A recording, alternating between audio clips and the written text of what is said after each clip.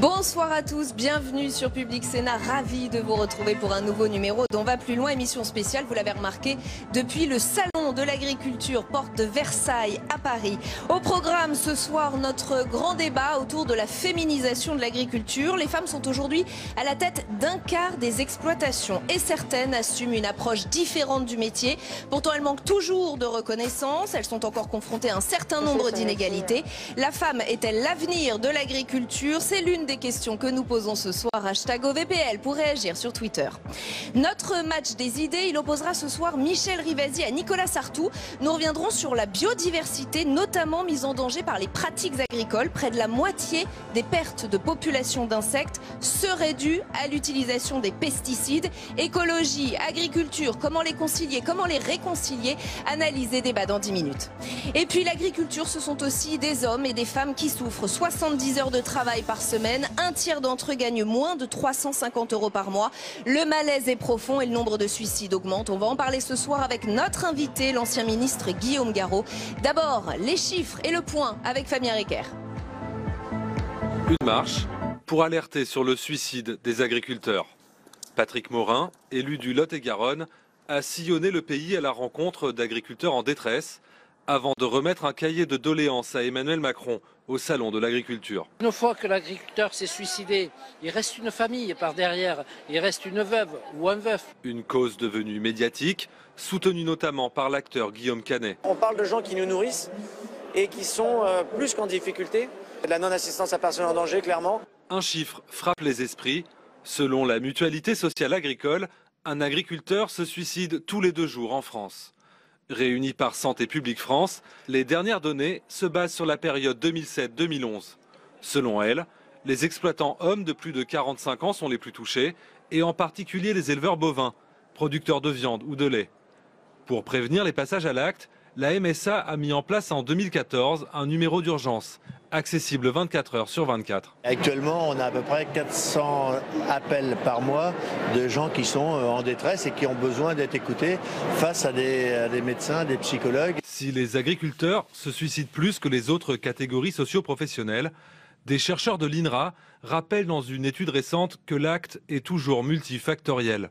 Statistiquement, le taux de suicide est 4 fois plus important en milieu rural qu'en ville. Et on va aller plus loin sur ce sujet avec notre invité ce soir, Guillaume Garot. Bonsoir, merci d'avoir accepté notre invitation. Ancien ministre délégué à l'agroalimentaire, député PS de la Mayenne. Un agriculteur se suicide tous les 2 jours. On a tous clairement été marqués par cette statistique ce week-end. Comment vous l'analysez? Est-ce que vous êtes surpris? Surpris non, parce que c'est en effet la réalité économique, sociale et là humaine. Ouais.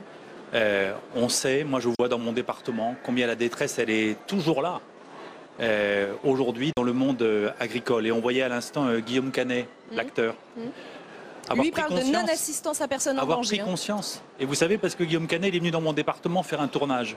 Il était dans une exploitation de l'ouest du département. Il a pu échanger avec des agriculteurs. Donc tant mieux si aujourd'hui la société française prend conscience du malaise extrêmement profond, du désarroi et avec des conséquences parfois dramatiques. Alors, mais le phénomène n'est pas tout à fait nouveau, il est plus médiatisé aujourd'hui. Mais il existait même quand vous étiez aux responsabilités. Mais bien sûr, il existe depuis des années et puis on sait bien qu'il est lié de façon intrinsèque à la crise que traversent aujourd'hui nos agriculteurs. Et donc les réponses, elles sont d'abord des réponses de solidarité, d'amitié, d'entraide. Et donc on a parlé de la MSA, on l'a vu à l'écran, mais il y a aussi des associations, je pense à Solidarité Paysans, qui font un travail formidable de soutien et d'accompagnement auprès de ceux qui en ont le plus besoin. Mais on sait que la vraie réponse, elle est économique. Ouais. C'est comment on redonne des perspectives, comment on redonne du revenu à des agriculteurs qui sont aujourd'hui pris à la gorge. Alors, il y a une loi qui a été votée l'an passé, je ne l'ai pas votée, parce que je considérais qu'elle ne s'attaquait pas au vrai problème et en tout cas qu'elle ne permettrait pas de donner les résultats que les agriculteurs attendent. Vous parlez de la loi agriculture et alimentation issue des états généraux de l'alimentation. Censé mieux rétribuer les agriculteurs. Voilà, et toute l'après-midi j'étais au salon, je discutais avec des agriculteurs qui me disent si ça va mieux dans certains secteurs, tant mieux, c'est mieux pour le lait. Il y a encore des secteurs pour qui c'est extrêmement difficile, en particulier les éleveurs de viande. Et dans votre reportage, on les on les citait comme étant les plus atteints par la crise, les céréaliers aussi et les producteurs de fruits et légumes. Je crois que vous êtes vous-même fils et petit-fils d'agriculteurs, c'est bien cela. Vous avez constaté une évolution? Ce sont des phénomènes que vous avez connus? Bien sûr, moi j'ai grandi dans une ferme. Mon père était éleveur de porcs et je suis aujourd'hui élu d'un département rural et agricole. Et donc, et ce malaise, vous le ressentez? Bien sûr que ce malaise, il a toujours existé. Mais je vous dis, il est d'autant plus aigu aujourd'hui que les perspectives ne sont pas forcément là, qui pourraient redonner, je le disais, de l'espoir, de l'espérance et aussi du sens au métier d'agriculteur. Ça veut dire quoi? Ça veut dire qu'il faut être capable, et c'est la responsabilité des élus, d'apporter des réponses. Il y a cette loi qui ne remplit pas aujourd'hui son office, même s'il faut souhaiter bien sûr qu'elle puisse soulager et apporter quelques réponses. Mais la mère des batailles aujourd'hui, elle est au plan européen. C'est la prochaine politique agricole commune. Et là, il va falloir se battre. Et ce n'est pas une question d'étiquette politique. Emmanuel Macron veut la réinventer, hein, c'est ce qu'il a dit samedi dernier. Il a raison de vouloir la réinventer. Mais pour ça, il faut quelques moyens. Puis il faut savoir sur quoi on veut réinventer cette politique agricole commune. Il faut d'abord, première chose, que ça puisse redonner du revenu à nos agriculteurs. Et je vous rappelle qu'on est dans des marchés qui sont mondiaux aujourd'hui. Et moi, je suis convaincu, c'est une conviction ancienne, là aussi, qu'il n'y aura pas de solution s'il n'y a pas de régulation de tous les volumes produits. Parce que, on l'a vu avec le lait, pendant des années, on avait une production qui était régulée, maîtrisée, encadrée avec ce qu'on appelait les quotas laitiers.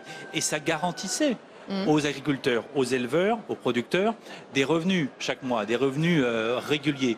Depuis 10 ans, on a dit, eh bien, on arrête les quotas. Et c'est le cas depuis le 1er avril 2015. On a vu les crises qui s'en sont suivies. Donc, il faudra bien que d'une façon ou d'une autre, au plan européen, on retrouve. Mais ça va être compliqué quand même. On a Berlin qui rechigne, on a Bruxelles. Bien sûr, c'est compliqué. Mais est-ce que c'est parce que c'est compliqué qu'il faut refuser de mener la bataille? Moi, je pense que le gouvernement français doit mener la bataille. Et puis, il n'y aura pas de solution non plus s'il n'y a pas des moyens conséquents. Et moi, je vois ce que nous annonce aujourd'hui la Commission européenne, une diminution du budget de la politique agricole commune. Si on veut demain des revenus pour les agriculteurs, mais si on veut aussi être capable de lutter contre le réchauffement climatique, on sait que l'agriculture a un rôle à jouer contre le réchauffement du climat, eh bien il faudra accompagner les agriculteurs dans ce qu'on appelle la transition agricole. Sauf que de fait, le budget va baisser puisqu'il y a le Brexit. Oui, mais il faut que... On met de côté le Brexit, mais il faut que ce qui revient aux agriculteurs français, dans leur fonction pour nourrir les hommes, bien sûr, mais aussi dans leur fonction au service de l'environnement, au service de la lutte contre le réchauffement climatique, il faut aussi pouvoir les accompagner, nos agriculteurs.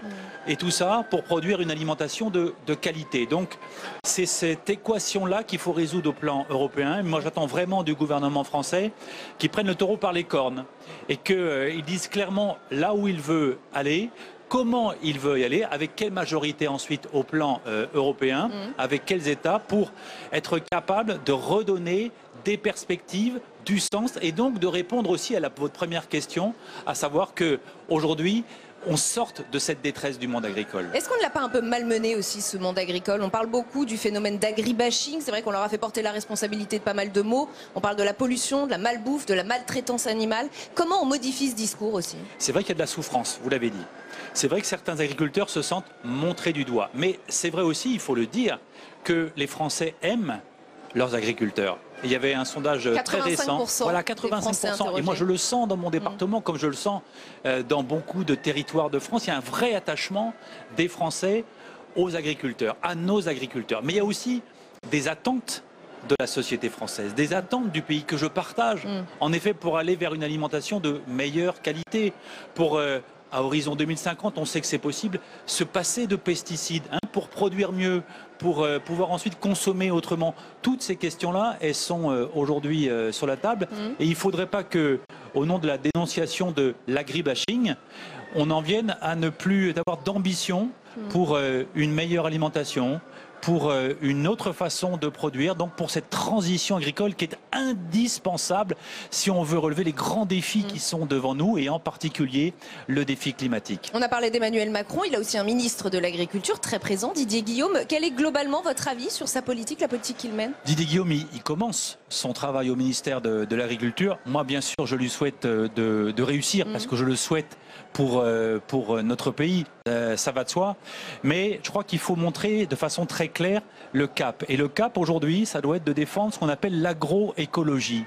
La capacité que nous avons pour l'agriculture de répondre à cette transition écologique parce que c'est comme ça qu'on redonnera aussi, je veux insister là-dessus, du revenu à nos producteurs. Et c'est possible. Cet après-midi, j'avais un échange très intéressant avec des producteurs d'une grande coopérative de l'ouest de la France, Terrena, pour ne pas la citer. Et on voit qu'on peut concilier des exigences différentes et qu'au final, ça rémunère mieux nos producteurs. C'est la voie qu'il faut suivre. Et justement, on va en parler. Merci infiniment, Guillaume Garot, d'avoir été notre invité ce soir, ancien ministre délégué à l'agroalimentaire, député socialiste de la Mayenne. Merci beaucoup. OVPL continue avec le match des idées. Il va opposer dans un instant Michel Rivasi à Nicolas Sartout. On va s'arrêter sur le défi majeur qui attend l'agriculture, c'est la réconciliation avec les enjeux environnementaux. De plus en plus de voix s'élèvent contre les pratiques agricoles qui tueraient notre biodiversité. Avant d'en débattre avec nos invités, gros plan sur la disparition de nos insectes et de nos oiseaux. C'est avec Cécile Sixon. Ours blanc, rhinocéros, on ne compte plus les animaux en voie de disparition. Derrière ces espèces bien visibles se cache une plus discrète, celle des insectes, qui serait selon une étude en déclin dramatique. Dans le monde, près de la moitié des espèces d'insectes pourraient s'éteindre au cours des prochaines décennies. En 30 ans, l'Europe aurait déjà perdu 80% des populations. À l'origine de cette extinction, les pratiques agricoles intensives qui utilisent des pesticides et engrais de synthèse, mais aussi la disparition de leurs habitats causés par l'urbanisation et la déforestation. Un phénomène dévastateur pour les écosystèmes, tant le rôle de ces petites bêtes est important. Elles sont indispensables à la pollinisation, mais aussi à la chaîne alimentaire. Leur déclin provoque une autre hécatombe chez les oiseaux. En 30 ans, près de 400 millions d'oiseaux auraient également disparu en Europe. Et ce ne sont pas les seuls. Hérissons, lézards, poissons, tous dépendent de cette nourriture. Pour les scientifiques, il y a donc urgence à faire revenir dans la nature les abeilles, les papillons et les fourmis, en changeant nos modes de production agricoles. Et avec nous pour ce match des idées spécial Salon de l'Agriculture, Michel Rivasi, bonsoir. Merci d'avoir accepté notre invitation. Députée européenne, Europe Écologie Les Verts, et Nicolas Sartout, bienvenue à vous, vice-président des jeunes agriculteurs. Si je vous dis, Nicolas Sartout, que les pratiques agricoles mettent en danger la biodiversité, est-ce que ça vous fait bondir ? Ah, ça me fait bondir, oui, effectivement. Est-ce que les agriculteurs sont les mots de toutes les mauvaises choses dont on les accuse? On parle bien des pratiques agricoles. Hein. On parle pas d'hommes et de femmes, on parle oui, des bien pratiques. Sûr. Mais qui font ces pratiques? C'est bien les agriculteurs, il me semble. Donc je vous pose la question, est-ce que ce sont les agriculteurs qui sont responsables de tous ces maux aujourd'hui? Est-ce que ce sont les seuls responsables? Voilà, la question est lancée. Michel Rivasi. Écoutez, il n'y a pas que les agriculteurs, vous avez raison. Mais il y a déjà l'accaparement des terres lié à l'augmentation des villes. Si on limite et on épuise certaines terres, ça pose un problème. Mais il y a quand même les pratiques agricoles. Regardez, quand vous avez une ferme traditionnelle, donc les paysans, que ce soit les éleveurs, les agriculteurs ou les deux qui font de la polyculture, il n'y avait aucun souci. Il y avait énormément d'écosystèmes très riches. Là, tous les chiffres des experts, vous voyez, il y a une espèce de GIEC sur la biodiversité, montre la disparition des insectes. S'il y a disparition des insectes, il y a disparition des abeilles. S'il y a disparition des abeilles, il n'y a plus de pollinisation. Là, j'étais à la commission pesticides au Parlement européen. Et tous les experts disaient, quand il y a énormément de pesticides, et on fait des prélèvements au niveau des rivières, il n'y a plus rien. Vous voyez, c'est la mort des écosystèmes. Il n'y a plus d'amphibiens, il n'y a plus, vous voyez... Nicolas Sartout, c'est quelque chose dont vous avez conscience? C'est bien une conséquence quand même de la pratique agricole. Alors c'est peut-être pas vous. D'après vous, tous les agriculteurs sont les assassins de la biodiversité? Non, on parle d'études. Je n'ai pas dit ça. J'ai dit que les exploitations industrielles qui mettent énormément de pesticides, je ne vais pas parler justement des agriculteurs... Qu'est-ce que c'est énormément de pesticides? Qu'est-ce que c'est une exploitation industrielle? Ah ben écoutez, lorsqu'on met énormément de pesticides, insecticides, fongicides... Qu'est-ce que c'est énormément? Est-ce que vous avez une quantité à donner, quelque chose de concret à apporter? C'est que chaque année, vous en utilisez encore plus. Toutes les études montrent Je vous prends un département de l'Ain, vous savez, où il y a des bébés qui sont nés sans bras. On a demandé la liste des pesticides employés. Le département de l'Ain est le département où on en emploie le plus sur tout Rhône-Alpes. Et alors, les pesticides, mais vous avez carrément une page entière, avec des tonnages, mais impressionnants.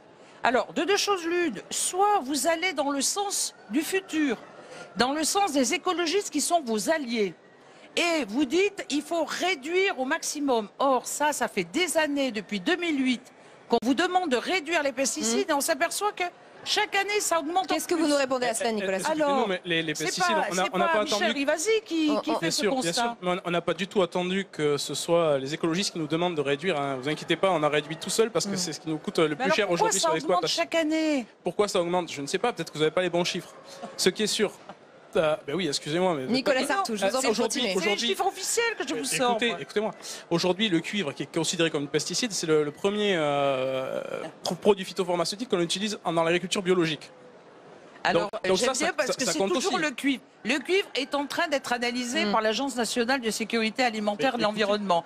Le cuivre. On parle de la disparition d'insectes, d'animaux. C'est un élément très concret, Nicolas Sartou. C'est quelque chose qui est évidemment dû à plein d'autres choses, mais aussi aux pratiques. C'est très concret puisque les insectes, on en a besoin nous aussi dans l'agriculture. Exactement. Par exemple pour polliniser les colzas.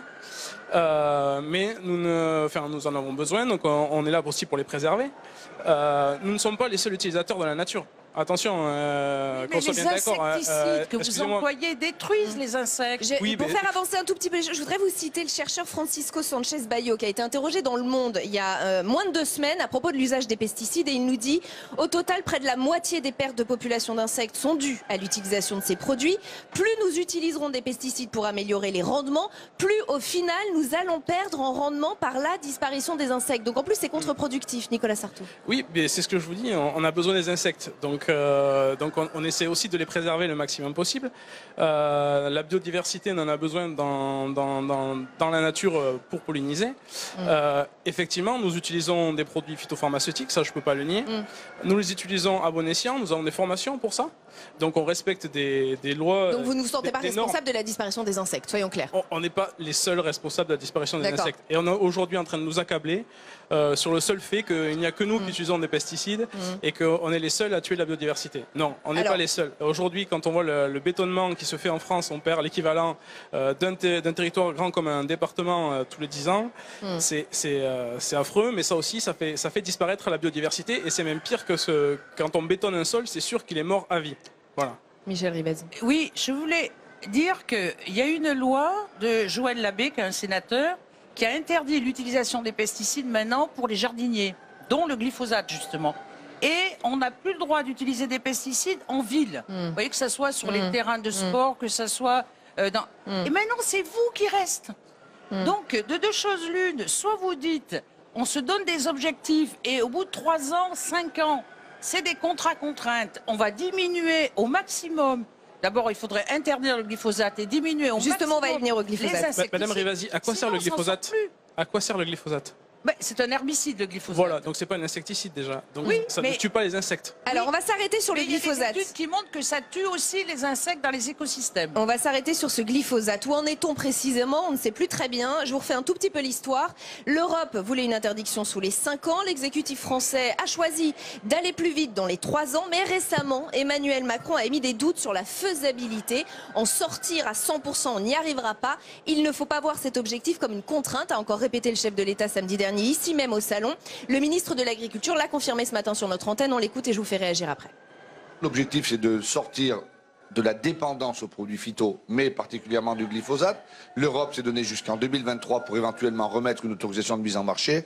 Le président de la République a annoncé 2021, mais nous ne laisserons aucune filière sans solution. Il y a, à l'heure qu'il est, des filières qui n'auront pas de solution pour sortir du glyphosate. Qu'est-ce qu'on fait pour elles, là, du coup? Elles continueront avec le glyphosate tant qu'on n'aura pas trouvé de solution.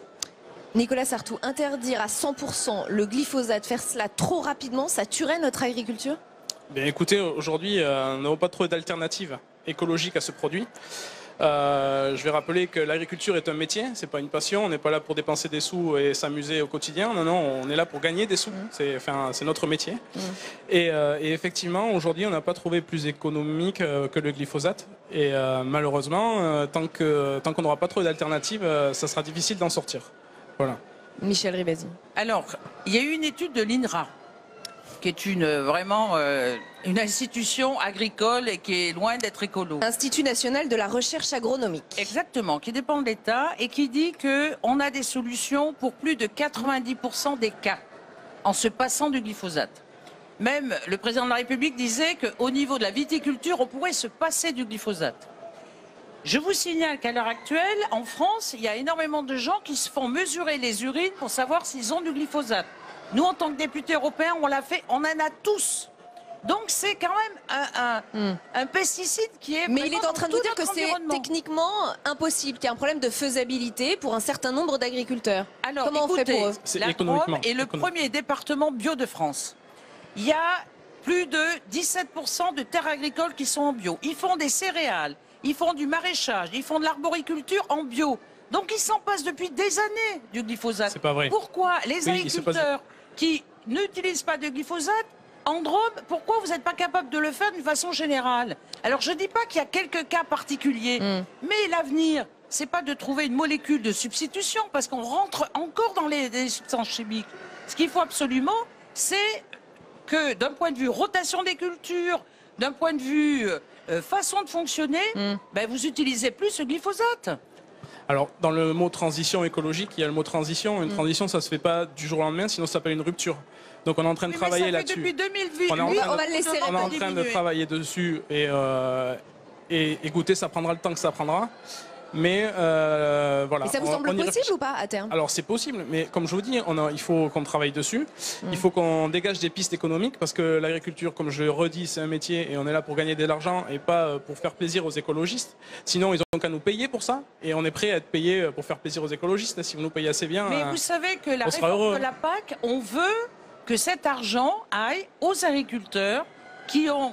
Tout à l'heure, l'ancien ministre, il parlait d'agroécologie. Vous voyez, une autre façon de fonctionner, que ce ne soit pas des fermes-usines, que ce soit, vous voyez, des façons de fonctionner où on ne détruit pas la vie. Vous parliez de s'il vous plaît, on ne va pas non plus parler de fermes-usines, parce que des fermes-usines, il y en a dans des grands pays comme les États-Unis. Là, on est vraiment sur des fermes-usines avec des fermes qui font plus de 10 000 animaux. Oui. Aujourd'hui, on n'arrive même pas à 1000 animaux pour la ferme des 1000 vaches. Ils n'arrivent même pas à les faire parce que des associations écologistes se sont montrées contre. Oui. Nicolas Sartou, pour sortir du glyphosate, l'INRA, dont parlait Michel Rivasi il y a un instant, recommande deux choses. Mettre en place des mesures d'accompagnement pour la sortie du glyphosate et favoriser la reconnaissance de produits issus de filières sans glyphosate. Est-ce que ça vous paraît pertinent? Ah bien sûr, non mais je suis entièrement d'accord. Il faut un accompagnement Lorsqu'on parle public. De transition, on est bien sur un pas de temps assez long. Il faut reconnaître les produits qui sont établis et faits sans glyphosate, et reconnaître de façon étiquetée avec un prix qui correspond à la façon dont c'est fait. Et puis, il faut trouver les alternatives aussi. Ça aussi, ça prend du temps. Il faut les faire valider par l'ANSES. Donc, vous demandez du temps, quoi. Vous demandez de la patience. On demande, voilà, de la patience. C'est ce que vous accorde le gouvernement, bien sûr. Et la transition ne se fait pas en un seul coup, sinon ça s'appelle de la rupture. Et je pense que le monde agricole n'est pas prêt à une rupture. Alors, on en est quand même à se demander si agriculture et environnement sont amis ou ennemis. Je ne sais pas ce que vous en pensez. En tout cas, si les enjeux des uns sont compatibles avec ceux des autres. Emmanuel Macron, lui, il en est persuadé et il l'a exprimé ici même au salon samedi dernier. On l'écoute.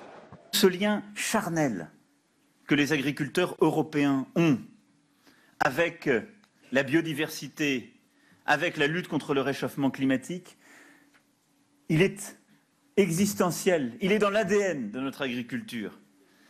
Et ma conviction profonde, c'est que les agriculteurs, en particulier les jeunes que vous êtes, doivent devenir les premiers militants de la transition écologique. Nicolas Sartou, qu'est-ce que vous avez pensé de cette phrase? Les agriculteurs doivent devenir les premiers militants de la transition écologique, comme si vous ne l'étiez pas déjà, j'ai envie de dire. C'est ce que j'allais dire. Nous sommes les acteurs de la transition écologique. On n'a pas attendu que cela arrive. Nous sommes confrontés aux problèmes de l'écologie au quotidien, puisque nous vivons avec. Oui, nous sommes déjà des acteurs de l'écologie. Alors nous n'avons peut-être pas la même vision de l'écologie que d'autres personnes, mais voilà, nous travaillons là-dessus. Nous avons fait avec la FNSEA et les JA un contrat de solution qui apporte des solutions techniques à des problèmes environnementaux. Alors c'est pas non plus encore l'idéal, mais nous y travaillons. Aujourd'hui, nous avons 36 fiches à disposition et notre ambition est de passer à 300 fiches pour améliorer l'écologie au sein de nos exploitations et au sein de nos territoires. Michel Rivasi, je parlais d'amis, d'ennemis, de façon un petit peu caricaturale et avec un peu d'ironie, mais c'est vrai qu'on ne sait pas trop si c'est compatible tout cela, l'écologie, l'agriculture telle qu'on la connaît aujourd'hui. Ah ben moi je pense que c'est tout à fait compatible. La seule chose où je titille mon collègue, c'est de lui dire vous n'allez pas assez vite. Parce que depuis 2008, vous vous rappelez le Grenelle de l'environnement, on devait réduire de 50% notre consommation de pesticides et ça ne fait qu'augmenter. Donc l'objectif n'est pas atteint. La deuxième chose, c'est que les agriculteurs ont besoin d'avoir un pouvoir d'achat. Moi, je suis sensible à ça. Mais en même temps, il faut avoir une alimentation de qualité. Et les écologistes, c'est les meilleurs alliés des paysans. Il faut de l'écologie, il faut de meilleure rémunération, et il faut de l'alimentation de qualité. C'est une équation extrêmement de qualité. J'aimerais juste rappeler que la France a été élue pour la 3e fois consécutive à l'agriculture la plus durable du monde. Nous sommes pas les seuls. La France n'est pas la seule utilisatrice du monde en tant que telle. Si nous devons faire les efforts, les autres pays doivent faire aussi des efforts. Donc c'est pour ça que l'Europe continuez à apporter à l'Europe les normes, votre mot. Et surtout, travailler et faites en sorte que tous les pays européens soient traités au même pied d'égalité. Mais au niveau fiscalité, au niveau environnemental et au niveau social. Mais c'est pour ça qu'on a des réglementations européennes. Vous voyez, quand on interdit un produit, il est interdit partout. L'interprétation que font différents pays au sein de l'Europe n'est pas la même. Non, mais ça, c'est ce que vous dites. Parce que quand c'est un règlement, il est appliqué partout. Alors maintenant qu'il y a un manque de contrôle, c'est possible. Mais on a intérêt à travailler sur le plan européen pour sauvegarder quand même la santé des citoyens et avoir une alimentation de qualité. Donc je comprends la pression que vous mettez sur les agriculteurs français, il n'y a aucun souci, vous le faites très bien. Vous le faites très bien, mais n'hésitez pas, puisque vous êtes députée européenne, n'hésitez pas à le faire dans tous les pays européens. Mais c'est ce qu'on fait. Et n'hésitez pas, vraiment, mettez autant de pression que vous mettez sur les agriculteurs français et faites-le au sein de l'Europe. J'espère que ça portera ses fruits. Et même pour la PAC, on voudrait que la PAC aide des agriculteurs, vous voyez, qui sont soucieux de l'environnement. Mais justement, je voudrais vous rappeler un petit fait d'actualité. On a en ce moment 3 agriculteurs bio qui viennent d'assigner l'État en justice pour des retards de paiement sur des subventions européennes. Ils se lançaient dans le bio et ils n'ont pas été suffisamment aidés. Il y a aussi un problème. Oui, mais c'est un problème de l'État français qui a un logiciel qui n'est pas performant. Alors, deux choses l'une, on est capable d'avoir un logiciel, vous voyez, pour avoir des impôts maintenant pris à la source, et on n'a pas été capable d'avoir un logiciel pour payer correctement les agriculteurs. Il y a plus de 4 milliards. Qui sont justement pas payés depuis les années 2016. Et ça, c'est pas une compétence de l'Europe, puisque l'argent y est, mais c'est le logiciel. Et pourtant, la volonté politique y est. Je voulais juste vous répéter les mots d'Emmanuel Macron il y a pile un an, lorsqu'il lançait le plan Ambition Bio, pour, je cite, atteindre 15% de surface bio en 2022. Et il avait dit, nous devons combler notre retard. L'année dernière, on en est où, Nicolas Sartoux ? Eh bien, je crois qu'on est encore en retard. Ceci dit, il y a le nombre d'exploitations qui se convertit en bio continue de croître. Alors effectivement, la croissance est lente. La demande est là pourtant. On est obligé d'importer des produits d'autres pays pour fournir la demande. 30% de quel ordre, les importations en bio? Oui, je crois que c'est 30%. Ouais, 30%. Et eh bien, les agriculteurs français font ce qu'ils peuvent. Il faut savoir que de passer en agriculture biologique, en termes de technique, c'est quand même beaucoup plus important en temps, en main-d'œuvre. Aujourd'hui, les exploitations ont des trésoreries de plus en plus serrées. Comme Madame l'a dit, quand on se convertit en bio, les aides tardent à venir. On a des exploitations bio qui sont converties en bio qui demandent des rallonges à leur banque pour pouvoir continuer à exercer leur métier. Alors c'est vrai que c'est pas soutenable pour les gens qui se convertissent. Et on va s'arrêter là. Merci infiniment à tous les deux d'avoir participé à ce match des idées spéciales Salon de l'Agriculture. On va plus loin. Continue, #OVPL, si vous avez envie de réagir sur Twitter. On a décidé de consacrer notre grand débat aux femmes dans l'agriculture. Rappelons qu'elles représentent aujourd'hui un quart des chefs d'exploitation et des co-exploitants. On va donc s'intéresser à leur situation, à leur rapport spécifique peut-être à la profession, mais aussi aux difficultés qu'elles rencontrent. Michael Spitzberg a rencontré Une éleveuse de Loire-Atlantique, parcours atypique et détermination sans faille. Portrait. Catherine Layet est éleveuse de porcs. C'est mignon, un petit porcelet. Une exploitation de centruits et de leurs petits dont elle prend soin chaque matin et chaque soir depuis 40 ans. Un métier difficile pour une femme, même si les conditions se sont améliorées. L'agriculture s'est quand même modernisée, les outils de travail sont quand même plus accessibles. Ça s'est automatisé, ça s'est mécanisé, donc il y a beaucoup moins de seaux à porter, mais j'en porte encore quelques-uns, mais ça n'a rien à voir avec il y a 20 ans où je portais 50 seaux matin et soir. Donc oui, aujourd'hui c'est plus accessible aux femmes, même si ça reste encore un métier physique, il faut de la résistance. La résistance est ailleurs aujourd'hui. Pour cette chef d'entreprise, passer au label rouge pour garantir de meilleurs revenus, c'est vivre de son travail qui est plus compliqué. Le prix du porc est le même qu'il y a 30 ans, donc c'est très difficile de s'en sortir en élevage aujourd'hui. Il faudrait que ça évolue vers une autre politique agricole, qu'on ait des prix rémunérateurs et là, on accepterait encore de faire quelques papiers, quoi. D'autant que ces papiers, c'est elle qui s'en occupe. Co-gestionnaire de l'exploitation avec son mari, elle a en charge toute la partie bureaucratique, comme la plupart des femmes agricultrices. Les tâches administratives sont surtout dévolues aux femmes dans les exploitations. Ce sont elles qui font l'administratif, qui payent les factures, qui font la comptabilité, qui classent les papiers. Il faut dire qu'on a un tas de papiers à remplir aujourd'hui, des dossiers pour les aides européennes, pour les aides mesures agro-environnementales. On a un tas de dossiers à remplir. Donc oui, on y passe beaucoup de temps dans la journée, y compris le soir, quelquefois le dimanche matin, parce que ça ne suffit pas. Les hommes sont au champ ou à l'élevage et les femmes sont vraiment dans le bureau. À la porcherie, au bureau, Catherine Layet change souvent de costume. Bonjour Régis. Présidente de la section Loire-Atlantique de la coordination rurale, elle consacre un quart de son temps à ses activités syndicales. Il y a du débouché, mais après, est-ce qu'il y a l'organisation qui suit derrière pour transformer ? Depuis 2 ans, son cheval de bataille, c'est la condition des femmes dans le monde agricole. Le principal combat, c'est celui des statuts.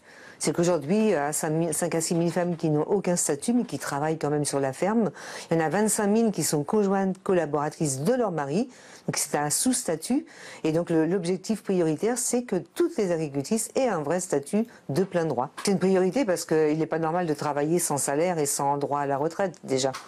En 2019, 32% des agriculteurs sont des agricultrices. Dans l'après-midi, Voilà donc pour ce beau reportage de Michael Spitzberg. Avec nous pour le grand débat dont va plus loin ce soir. Annick Billon, bonsoir. Bonsoir. Sénatrice centriste de la Vendée, co-rapporteur du rapport sénatorial sur les femmes et l'agriculture et présidente de la délégation des droits des femmes au Sénat. Jacqueline Cottier, bonsoir. Agricultrice dans le Maine-et-Loire, présidente de la Commission nationale des agricultrices à la FNSEA. Solène Adair, bonsoir et bienvenue à vous également. Agricultrice dans le Gers, éleveuse et céréalière. Et Sabrina Dache, bonsoir. Vous êtes sociologue, chercheuse à l'Association d'études et de coopération agriculture, ruralité, environnement et genre, auteure de La féminisation de l'enseignement agricole. Merci à toutes les 4 d'être ici. Annick Billon, est-ce que c'est cliché de dire que les femmes apportent quelque chose de différent à l'agriculture? Non, c'est pas cliché. C'est une réalité, vous l'avez constaté? C'est une réalité parce que les femmes s'investissent différemment, à la fois en termes d'exploitation. Les exploitations qu'elles décident de reprendre sont souvent des exploitations différentes, de taille plus petite. Elles ont une fibre environnementale aussi très développée. Donc non, les femmes en agriculture apportent quelque chose de différent, c'est évident, comme en politique d'ailleurs. Ça vous fait réagir, Jacqueline Cottier par exemple? Vous êtes d'accord avec cela ou vous dites non, il n'y a aucune différence? Je pense que la féminisation du métier, donc, elle évolue, elle est toujours croissante. Donc c'est plutôt un plus et ça apporte, je dirais, une qualité de vie différente. L'agricultrice, souvent, qui a un parcours professionnel différent, a une autre vision du métier, elle contribue aussi à l'amélioration de la qualité de vie. Elle aspire à une qualité de vie identique à ses collègues qui sont d'une autre catégorie socio-professionnelle. Et je pense que c'est pour l'image du métier, c'est plutôt positif. Solène Adair, vous êtes d'accord avec cela? Vous partagez ces idées? Oui. Vous avez le sentiment vous-même peut-être d'apporter quelque chose de différent au métier? Oui, tout à fait. Quand on est une femme dans l'agriculture, du coup on n'a pas le même regard que les hommes. Et je trouve déjà que ça apporte un plus, même si tous les jours c'est pas évident au quotidien. On est fiers d'être là et on est fiers de ce qu'on fait tous les jours. Sabrina Dache. Alors, moi je vous dirais qu'il y a quand même 69% des exploitantes qui sont représentées dans les productions dominantes, l'élevage bovin, l'élevage laitier. et qu'ensuite on retrouve les femmes qui sont sous-représentées dans les productions les moins rémunératrices. Les céréales on en viendra tout à l'heure aux difficultés qu'elles rencontrent peut-être. Oui, là, je voudrais juste qu'on parle de ce constat. On peut voir à travers ces données qu'il y a des disparités au niveau des spécialisations professionnelles, notamment par rapport aux filières les moins rémunératrices, autour de l'aviculture, de l'élevage des chevaux, de la PEM, voilà, qui sont plus investies par les femmes. Voilà. On peut dire qu'elles sont... Avec des écarts de rémunération, même sur des productions communes, on observe, entre les hommes et les femmes. Après, parler de la question d'une éventuelle spécificité féminine autour de l'agriculture biologique. Si on est concret, qu'est-ce qu'elles apportent de plus? Elles sont plus innovantes, elles sont plus déterminées. Elles sont dans les innovations, en particulier les exploitantes en individuel, notamment, qui sont contraintes de se rapporter sur des plus petites unités de production de par la concurrence foncière et la défiance des cédants, des propriétaires vendeurs et autres bailleurs. Et en même temps, elles sont obligées, sur des petites unités de production, d'apporter de la diversité autour de leur activité professionnelle pour qu'elle soit viable, leur exploitation. Et de par ces exploitations individuelles, finalement, il en ressort des innovations parce qu'on est sur du circuit court, sur de la commercialisation, de la transformation des produits agroalimentaires, la diversité des productions. Je posais en introduction cette question peut-être un peu provocante. La femme est-elle l'avenir de l'agriculture? Qu'est-ce que vous en pensez, mesdames? Annick Billon. Déjà, la femme dans l'agriculture, c'est pas nouveau. En réalité, les femmes dans l'agriculture, on a fait un sujet dernièrement pour le centenaire de la Grande Guerre avec le rôle des femmes dans l'agriculture. Donc la femme dans l'agriculture, c'est pas nouveau. Par contre, un quart de femmes chefs d'entreprise dans l'agriculture, c'est plutôt une nouvelle chose qui se dessine à terme. Donc oui, c'est quelque chose de nouveau. Elles apportent forcément leur fibre féminine et je pense véritablement qu'il faut qu'elles restent avec leur volonté, leur désir de faire lorsqu'elles arrivent sur ces métiers qui sont plutôt stéréotypés hommes. Elles rencontrent beaucoup de difficultés. Oui, on va y venir, absolument. C'est un fait. On l'a ciblé dans notre rapport au niveau du Sénat en 2017. Mais ces difficultés, à partir du moment où elles sont passionnées, et vous l'avez dit, madame, vous exercez votre métier avec passion, elles les surmontent. Solène Adair. Oui, justement, après, c'est vrai que les femmes dans l'agriculture, elles étaient toujours accompagnées de leurs conjoints. Ce qu'on rencontre maintenant, c'est qu'elles sont des fois indépendantes, elles n'ont pas forcément d'associés masculins et qu'elles peuvent y arriver par elles-mêmes. Sur des petites structures, elles n'ont pas forcément d'avoir besoin de grosses structures, mais c'est vrai qu'on cherche du coup la proximité avec le consommateur, on cherche à faire de la qualité avant tout. Et voilà, on cible différemment, mais on cible plus la clientèle et la proximité. Alors le monde agricole se féminise d'année en année, vous l'avez dit, mais le tableau n'est pas rose. Pour autant, vous l'avez un peu dit aussi, on va rentrer dans le détail. Beaucoup d'inégalités perdurent et le sexisme est parfois très fort. Je voudrais que vous regardiez avec moi l'enquête réalisée début 2018 par la Fédération nationale de l'agriculture biologique auprès de 2500 agricultrices. 80% des femmes qui exploitent leur ferme en couple héritent du travail administratif. Elles sont également majoritairement en charge de tâches bien spécifiques, la vente à la ferme, le marché, la transformation. Quant aux tâches ménagères, regardez bien, 66% des agricultrices interrogées affirment qu'elles les prennent en charge en totalité ou presque. Le journal Libération a recueilli en 2017 le témoignage de Nathalie Marchand, chef d'exploitation à la tête du réseau Agriculture au féminin, et elle nous disait ceci: il faut arrêter de nous cantonner, nous les femmes, à l'accueil du public, l'hébergement ou la restauration à la ferme. Ce genre de stéréotype apparaît dès la scolarité et perdure dans les lycées agricoles. Nos collègues hommes considèrent qu'on est bonne qu'à ça, mais nous sommes agricultrices, pas femmes d'agriculteurs. Alors nous, on est allés dans les allées du salon, on est allés interroger quelques agricultrices pour savoir ce qu'elles en pensaient. Elles sont au micro de Jonathan Dupriez. Écoutez bien. Ce qui a été dur, c'était de prouver qu'on était capable, qu'on était au même niveau que les hommes, de dire que quand on vient sur l'exploitation, quand les commerciaux venaient, même les marchands de vaches, ils ne nous prenaient pas au sérieux, quoi. Ils nous donnaient des ordres de prix complètement... Enfin, quand on vendait nos bêtes, ils nous donnaient des ordres de prix complètement hallucinants, quoi. Je ne suis pas féministe, je ne pense pas qu'une femme est quand même l'égale de l'homme. Je pense que c'est un complément, on se complète. Moi, il y a des choses que je ne peux pas faire, je ne peux pas prétendre à pouvoir être aussi forte que mon mari, soulever une barrière, tirer un veau ou ou tenir une vache qui part ou qui s'énerve. Moi, je peux pas le faire, ça. La femme, avant, c'était comme les femmes à la maison, quoi. On en avait besoin pour traire, on en avait besoin pour aller au champ, mais on n'en parlait pas. Elles étaient absentes du dialogue, absentes, elles se faisaient toutes petites, mais elles faisaient tout le boulot. En tant que femme d'agriculteur, aujourd'hui, on me demande quand même encore de faire, m'occuper de la maison, des enfants et tout ça, et de gérer le travail à côté, ce qui est quand même pas tous les jours simple, et c'est ça qui est un peu plus dur à faire évoluer. C'est qu'on nous demande de faire un métier d'homme, mais on n'a pas forcément l'aide qu'on veut à la maison derrière. C'est intéressant tout ça. Jacqueline Cotier, qu'est-ce que vous pensez de toutes ces réactions, ces femmes qu'on a prises au hasard dans les allées du salon, qui sont agricultrices et qui font part un peu du sexisme dans le monde agricole, quoi? Là, on a 2 témoignages qui sont parlants. C'est-à-dire que on a vu une femme, je pense qu'elle est à la retraite, où là, elle évoque la femme sans statut, sans reconnaissance sociale et sans reconnaissance économique. Et c'est bien grâce, je dirais, à un certain travail, pas féministe, mais de nos pionnières pour la reconnaissance sociale, qu'on a pu obtenir tous ces statuts indispensables. C'est une reconnaissance, c'est vital, parce que ce que l'on sait, c'est quand il y a un souci sur une exploitation économique, malheureusement, c'est toujours la femme qui est obligée de partir de travailler à l'extérieur. Trouver un autre travail pour arrondir les fins de mois et essayer de... Quand il y a des drames, que ce soit un veuvage ou un divorce, c'était encore ces femmes-là qui étaient lésées. Bon, maintenant, ça va être révolu avec un statut à part entière. Et sur Mais vous diriez que le monde agricole est sexiste? Non, ça change, que ça... Ça évolue, parce que maintenant, l'agricultrice qui arrive dans le métier, elle a choisi le métier. Elle a un projet bien défini, bien arrêté. Elle garde le cap, quoi qu'il arrive. Elle veut y arriver. Il y a une certaine fierté aussi, et elles ont raison. Il faut qu'on soit fiers de notre métier avant tout. Et puis le niveau de formation qui est plus élevé chez les filles, la plupart du temps. Donc dans la gestion, elles sont au top, mais dans la production aussi, avec de l'innovation. En élevage, les robots sont arrivés dans les élevages, et je pense qu'elles maîtrisent tout à fait la production laitière. C'est un métier qui... Donc la différence de force physique, vous voulez dire, est un peu moins... C'est beaucoup plus accessible de ce fait-là. Il y a une mécanisation quand même. Les conduites d'engins se sont beaucoup améliorées. Un tracteur, maintenant, ça se pilote, avec le doigt. Et c'est accessible aussi aux femmes. C'est pas le précaré de ces messieurs. Sabrina Dash.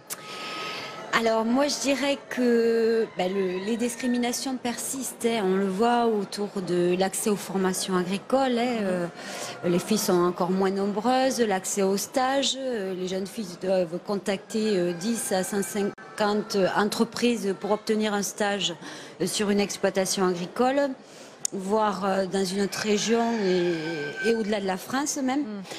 Et puis tout ce qui concerne l'accès au statut qui, dans les formules sociétaires, est encore tributaire, malheureusement, des négociations conjugales et familiales.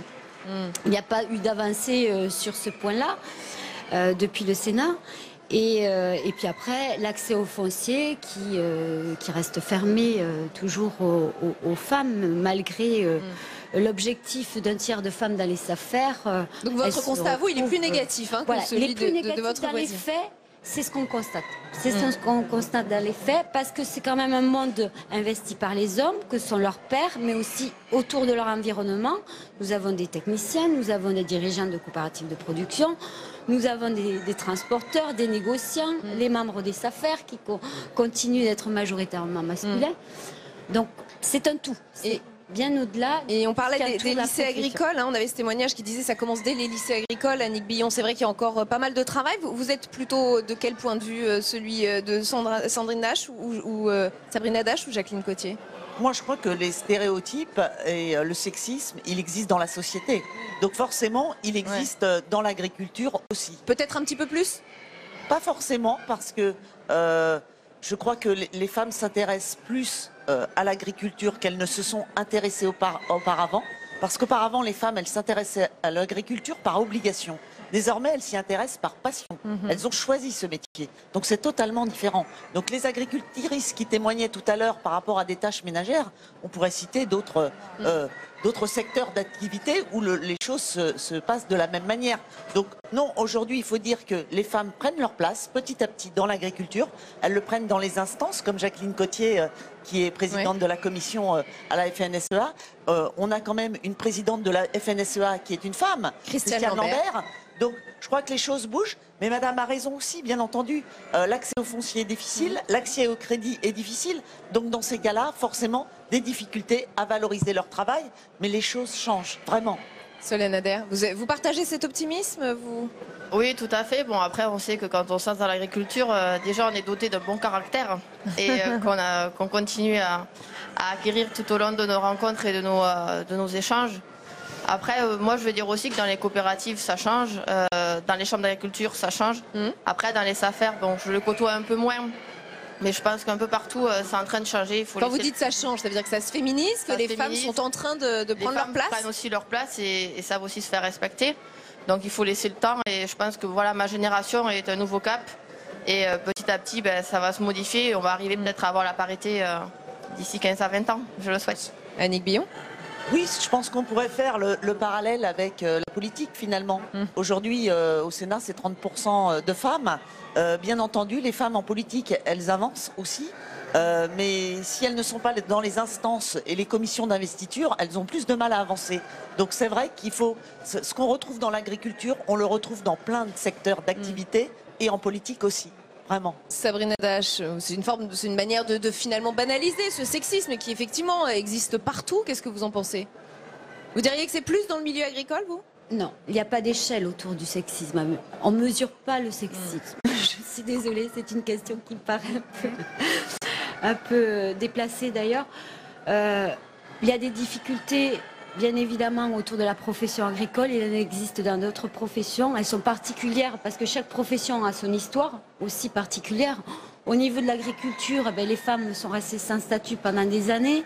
En 1980, il y a eu un statut, mais qui restait en deçà sur les questions d'égalité hommes-femmes.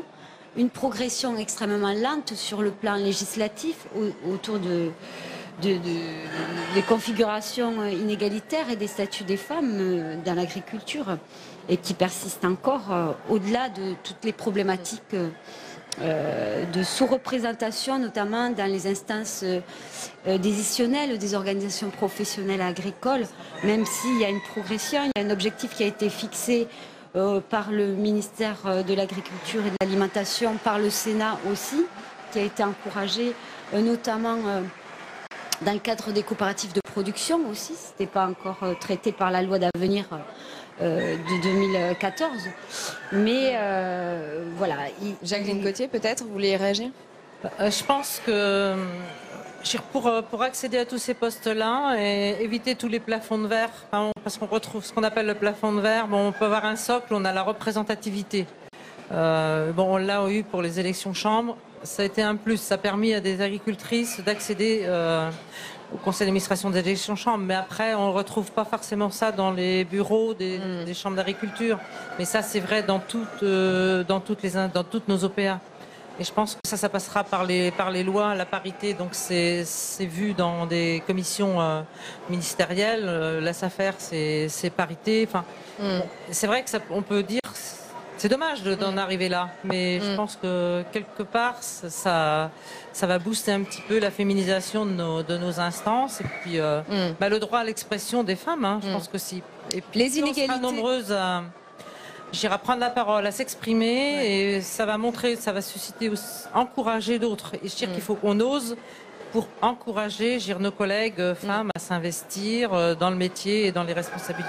Alors, les inégalités entre agriculteurs et agricultrices sont encore assez importantes. Je vais vous citer quelques chiffres, indications venant de la FNSEA. Les femmes agricultrices sont dirigées par un homme dans 75% des cas. Elles sont employées en contrat à durée déterminée dans 83% des exploitations. Et lorsqu'elles sont propriétaires, leurs terres sont presque 2 fois moins étendues que celles de leurs homologues masculins. 36 hectares en moyenne contre 62 hectares en moyenne, c'est pas rien. Et puis il y a la question des congés maternité. Alors la promesse de campagne d'Emmanuel Macron, c'était le congé unique. Dès le début du quinquennat, Marlène Schiappa annonçait que les agricultrices seraient les premières à en bénéficier. Souvenez-vous. Il y aura une durée minimale qui sera allongée et qui passera de 6 à 8 semaines et une durée maximale jusqu'à 16 semaines. Et pour les agricultrices, il y a un système vraiment particulier. À date, ce qu'elles ont, les agricultrices, c'est un système de remplacement. Donc avec des personnes qui peuvent venir, quand on en trouve, les aider et les remplacer pendant qu'elles peuvent prendre ce congé maternité. Nous, ce que nous voulons faire, c'est améliorer ce système de remplacement et de faire en sorte de leur permettre de se reposer et donc de se reposer ou en tout cas disons de gérer leur grossesse, plus exactement, le terme est mieux choisi. C'est pour cette raison qu'on a mis quelques mois à mettre sur pied la mesure parce qu'elles veulent, les agricultrices, toutes celles que j'ai rencontrées et que nous avons auditionnées nous le disent, un système de remplacement et des indemnités, ce qui est bien normal, de congé maternité. Alors ça a été un ouf de soulagement à l'époque. Annick Billon, est-ce qu'on sait où on en est? La difficulté, à partir du moment où on met en place un congé maternité, il faut trouver des remplaçants. Et lorsque vous êtes chef d'exploitation, trouver un remplaçant, c'est très difficile, surtout dans des départements isolés. Donc, je crois que on a beau faire des lois, parfois, elles ne sont pas forcément applicables sur le terrain. Et on est confronté avec ces propositions, ces systèmes, à des difficultés sérieuses. C'est que lorsque vous êtes chef d'entreprise, même dans un autre secteur d'activité, c'est difficile de remplacer un chef d'entreprise par un autre chef d'entreprise. Donc je crois vraiment que la difficulté liée au remplaçant des femmes agricultrices, elle est vraiment particulière et problématique par rapport à cette connivence et cette connaissance du travail qui est nécessaire pour pouvoir remplacer ces femmes dans leur quotidien. Et en même temps, on retrouve ce même problème avec la garde des enfants. C'est bien de prévoir que les femmes peuvent faire garder leurs enfants. Encore faut-il qu'il y ait dans des collectivités à proximité des outils pour garder les enfants. Donc on le voit, on a beau prendre des décisions, la mise en application, elle peut être très difficile dans les territoires. Et ça, c'est vraiment ce qu'il faut pointer du doigt. Jacqueline Cotier. Je dirais en général, on a un déficit de recrutement. L'agriculture a besoin, de main, de salariés. Et c'est vrai pour les services de remplacement, c'est vrai pour toutes les entreprises agricoles qui cherchent constamment donc de la main-d'œuvre. Ouais. Sur le congé maternité, ce que l'on a obtenu, donc on maintient l'allocation donc de remplacement. Et on l'a même, il va évoluer puisqu'il y avait un reste à charge pour l'agricultrice qui était de l'ordre de 10 à 12 euros par jour, qui va être maintenant, qui ne sera plus un reste à charge. C'est-à-dire que le coût du remplacement pour l'agricultrice sera de 0. Donc ça va, je pense qu'il y avait sur certains cas, c'était un frein financier. Donc je pense qu'on va s'attendre à une évolution, c'est-à-dire qu'une augmentation du nombre d'agricultrices qui accouchent à prendre le congé maternité. Et puis après, je pense qu'il faut redynamiser l'emploi. Ça, on y travaille. Et puis, la polyvalence du métier, c'est vrai que ça peut être un frein. Mais bon, c'est la richesse de notre métier. Moi, je pense qu'il faut le présenter comme ça. Et je pense que là aussi, pour les jeunes, souvent, quand ils sont employés par les services de remplacement, c'est très formateur. Alors donc, je pense que c'est très important que le congé maternité, c'est un enjeu de santé pour la femme avant tout. Et un enjeu d'égalité, Solène Adair, non? Vous avez poussé un ouf de soulagement, vous aussi, quand vous avez entendu que peut-être les femmes agricultrices seraient les premières à bénéficier de ce congé unique?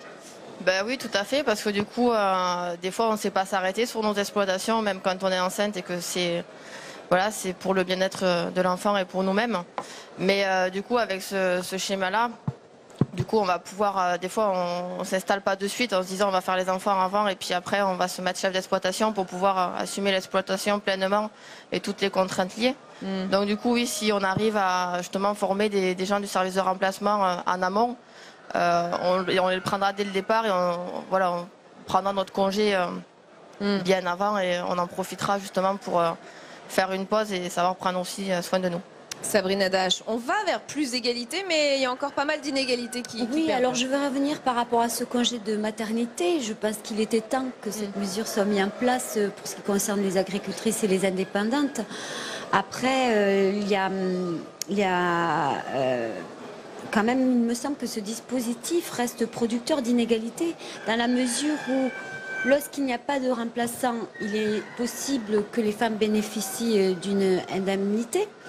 Dans ce cas précis, mais cela ne concerne uniquement que les femmes chefs d'exploitation et non les aides familiales et conjointes collaboratrices qui vous ont des statuts déjà relativement un élément intéressant, effectivement. Ça ne concerne que les chefs d'exploitation. Voilà, tout à fait. Cette indemnité ne concerne uniquement que les femmes chefs d'exploitation.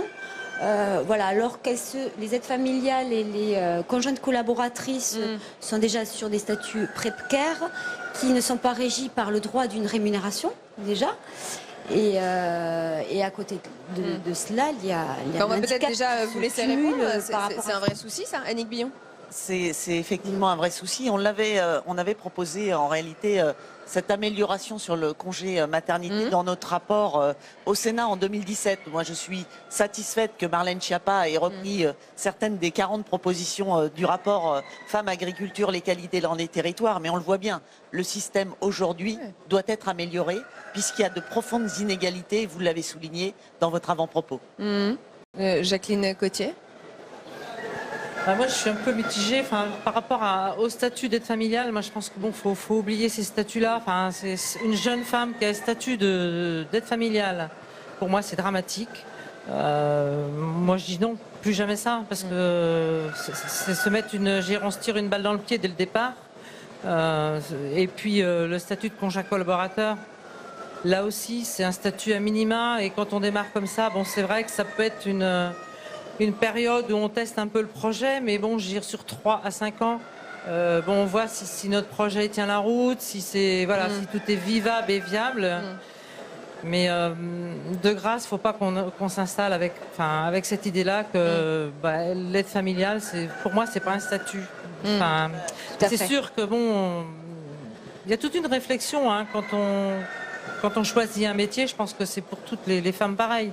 On sait que quand on est marié, si on veut construire une vie familiale, vous voulez dire que ça va impliquer des sacrifices et qu'il faut qu'on en ait conscience, c'est ça que vous voulez dire? Conscience quand même. C'est un peu malheureux parce que quand on regarde quand même, il y a pas mal d'inégalités. J'ai lu notamment des articles sur le statut, la protection sociale, les retraites, la formation. Tout a l'air beaucoup plus compliqué quand même quand on est une femme pour devenir agricultrice, non? Oui. Moi, je le crois pas à partir du moment que, maintenant on le choisit le métier. Et je pense que on le réfléchit. Il y a toute une démarche quand on fait un projet, on est accompagné. On sait, je pense, on sait où on va. On trace un petit peu les lignes. Que de la vie professionnelle et de la vie familiale, parce qu'elles sont très imbriquées. Ces deux choses sont complètement liées. Ça veut dire qu'il faut qu'on accepte la fatalité, c'est ça que Non, il n'y a pas de fatalité. C'est un métier qu'on choisit maintenant. On ne le subit pas. Autrefois, oui, on l'a subi. Mais si on parle franchement, oui, c'est plus compliqué aujourd'hui pour une femme d'être agricultrice ou pas? Tout dépend après. Que pour les hommes, j'entends. Après, moi, je pense pas qu'on peut généraliser. Non, je pense pas. Solène Adair, qu'est-ce que vous en pensez? Il y a de la détermination, mais après, oui, il n'y a pas toujours. Après, faut pas généraliser. Moi, je pense pas. Non, moi, je la rejoins aussi. C'est pas du tout une fatalité que d'être femme dans le milieu, d'être dans l'agriculture. Parce que voilà, non, que tout soit plus compliqué, c'est ça la question. Est-ce que c'est oui ou non plus compliqué quand on est femme agricultrice? Non, honnêtement, non. Parce que moi, je ne l'ai pas vu comme un parcours du combattant quand je me suis installée, quand j'ai commencé à démarcher les coopératives et tous les partenaires associés. Non, au contraire, je me suis dit que des fois, ça pouvait être une qualité parce qu'ils sont fiers maintenant d'avoir des femmes dans leur milieu. Et donc, au contraire, des fois, il y a quelques facilités justement à ce qu'on soit une femme dans un milieu d'hommes. Annick Billon? On a deux femmes qui nous disent que non, ce n'est pas plus compliqué aujourd'hui. C'est très bien. Oui. Voilà, il y a des témoignages, autant de témoignages que d'avis. On fait tomber quelques stéréotypes aussi. Clairement. En 2017, quand on a fait ce rapport, et Jacqueline Cottier y avait contribué, il y a une agricultrice également bretonne dans les spectateurs qui avait contribué également. Je pense qu'on avait fléché quand même un certain nombre de difficultés, à la fois dans la formation, dans le parcours, dans la recherche de stage, vous l'avez dit tout à l'heure, dans l'accès au foncier. Aujourd'hui, il est difficile d'accéder au foncier, peut-être pour les hommes et pour les femmes, mais pour les femmes aussi. Il est moins naturel pour un père agriculteur de céder ses terrains à sa fille qu'à son fils. Donc la dotation jeune agriculteur aussi, elle est conditionnée à certains critères qui ne sont pas forcément adaptés, parce que les jeunes femmes qui se lancent dans l'agriculture et qui choisissent ce métier, elles se lancent souvent plus tard.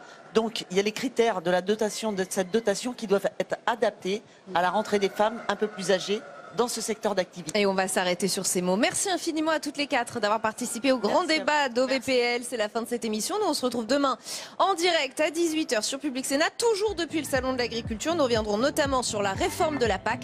Quant à l'invité de Territoire d'Info, demain, il s'agit de Nicolas Dupont-Aignan, président de Debout la France. Très bonne soirée, restez au cœur du débat.